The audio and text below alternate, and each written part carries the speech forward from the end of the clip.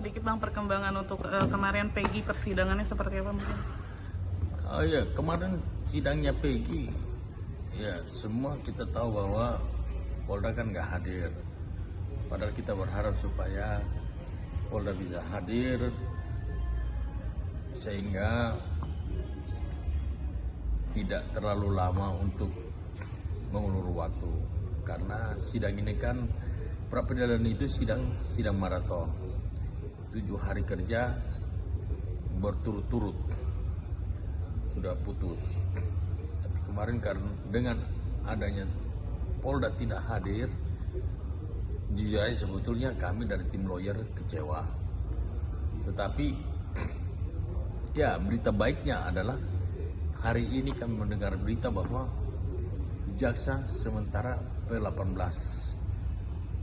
jaksa peneliti, mereka sedang meneliti. Kami berterima kasih pada jaksa, kami mengapresiasi jaksa karena jaksa objektif dalam menilai perkara Peggy Setiawan, di mana Polda sudah melimpahkan perkara Peggy Setiawan ini ke jaksa, dan ternyata ketika jaksa meneliti, jaksa saat ini sedang meneliti dan saat ini jaksa sedang P18.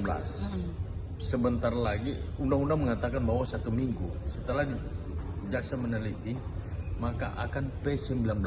Artinya dikembalikan lagi pada Polda karena berkasnya belum lengkap. Seperti itu. Nah, itu ada juga statement dari pengadilan, katanya kalau misalnya panggilan untuk persidangan minggu depan masih dari pihak kepolisian tidak datang, persidangan akan tetap dilanjut gitu Bang? Oh betul. Ya, jadi hakim dengan tegas sudah mengatakan bahwa walaupun nanti hari Senin polisi nggak hadir, nanti kan ada dikirim undangan kedua, diundang secara patut. Ketika dari Polda Jawa Barat tidak hadir, sidang tetap berjalan terus. Bang, itu kira-kira kenapa sih Bang? Ini kan polisi ini kan bukan orang sembarangan gitu. Kenapa dia tidak bisa hadir gitu? Maksudnya apalagi membuat kecewa gitu. Nah, sebetulnya kalau dia bilang dia nggak bisa hadir karena berkasnya belum lengkap, itu keliru. Kenapa? Kalau berkas belum lengkap, dia pasti kan belum melimpahkan ke Kejaksaan Tinggi, kan begitu. Tetapi ini ada dugaan bahwa mereka sengaja mengulur waktu. Ini kan trik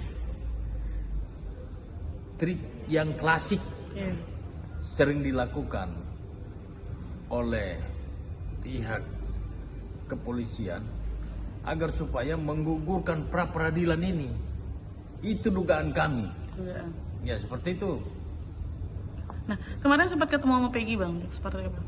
Ya, saya ketemu Peggy.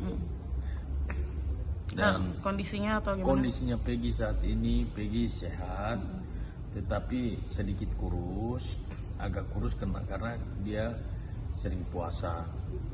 Terus kemudian waktu ketemu dengan dia salamin saya, dia cium tangan saya, dia menangis, dia minta supaya PH-nya tolong, tim penasihat hukum tolong bantu saya karena sambil nangis ya, dia bilang tolong bantu saya karena saya tidak bersalah. Saat kejadian saya tidak ada di Cirebon tapi saya ada di Bandung, saya bekerja kuli. Pak, tolong saya Pak, bebaskan saya dari sini, saya betul-betul tidak bersalah Pak. Dan dia juga titip pesan, dia salam hormat buat semua netizen. Bapak kalau sempat diwawancara, dia bilang begitu ke para wartawan, sampaikan salam hormat saya kepada wartawan, dan kepada semua netizen yang sudah mendukung saya, mendoakan saya agar saya bisa cepat bebas, kebenaran terungkap. Polda Jawa Barat, dan juga kebenaran terungkap semuanya.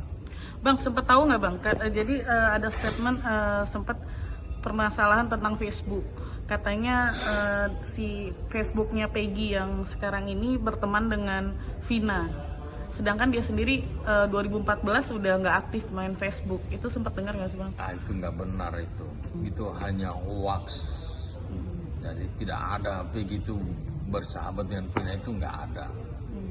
Itu cuma hoax saja itu. Tapi Peggy sendiri sempat bilang nggak mengenal atau pernah lihat Vina gitu? Nggak pernah. Dia nggak kenal Vina. Nggak pernah kenal. Aku Vina. tanya langsung soalnya. Nah itu kalau bisa ada berita sampai Facebook itu berarti bohong ya Bang? Bohong. Dah Bang, untuk kelanjutannya mungkin Bang ini kan ditunda. Mungkin untuk kelanjutannya dari Abang sendiri akan persidangan berikutnya apa? Ya, tunda hari Senin, kan jaksa tunda sampai hari Senin. Hakim tunda sampai hari Senin.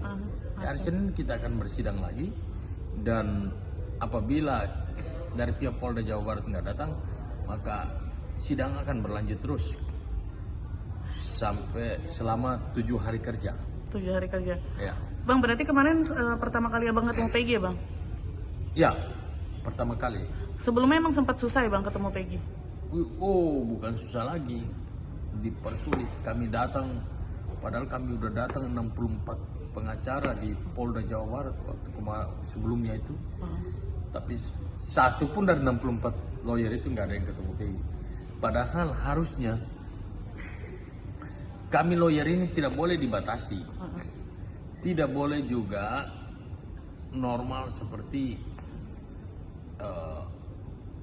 pengunjung-pengunjung biasanya, sehingga dibatas-batasin harus Selasa Kamis jadwal besuk ya. Kami lawyer nggak boleh. Kenapa? Karena kami butuh banyak informasi dari klien kami. Ini guna kepentingan pembelaan kami di pra-peradilan nanti maupun di pengadilan nanti. Ada kecurigaan nggak sih Bang dari awal kayak ada kejanggalan, kayak susah ketemu sama Peggy, terus juga Peggy juga banyak buktinya yang keluar juga nggak ada kalau dia mengenal Vina atau apa? Nah, kejanggalan sih banyak sekali. Kalau kita mau uraikan itu terlalu banyak kejanggalan-kejanggalan yang membuat sehingga Peggy dijadikan tersangka. Tapi kejanggalan-kejanggalan itu saya tidak bisa ungkapkan di sini. Kenapa? Karena itu adalah senjata kami di pra-peradilan nanti. Jadi nanti di pra-peradilan nanti akan banyak kejutan-kejutan yang akan kami lakukan di pra-peradilan nanti. Bang, ini kan banyak yang bilang dengan jika memang nanti bebasnya Peggy itu kan bisa terancam status citra dari kepolisian. Gimana Bang? Sebetulnya ini bukan soal citra atau pencitraan, bukan soal menang atau kalah, tapi sebetulnya kami ini sama-sama dengan pihak kepolisian sedang meluruskan,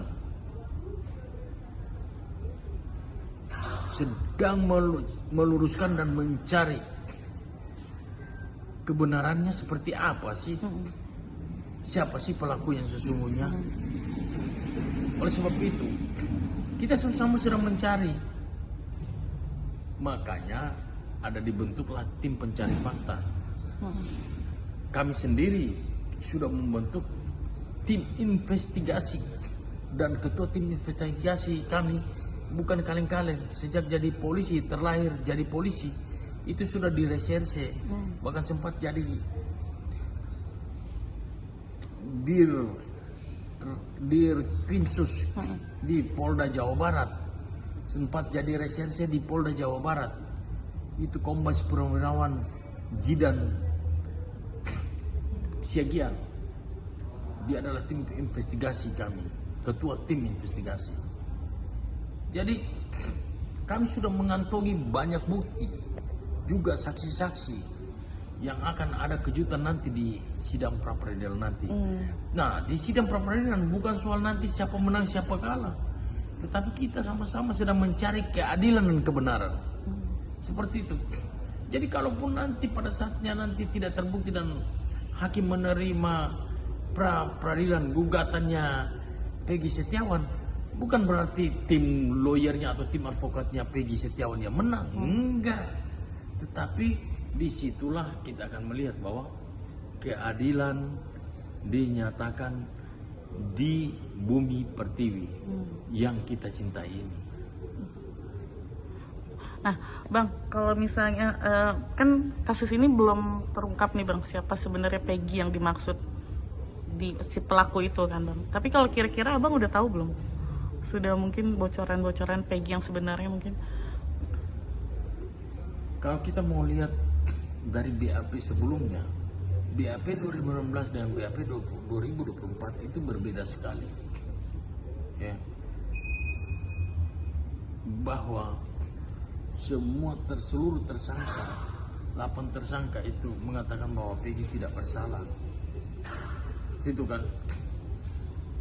Nah, soal dugaan keterlibatan Peggy yang sesungguhnya, kami sudah mengantongi bukti-bukti, beberapa bukti bahwa Peggy yang sekarang ini bukanlah Peggy yang dicari.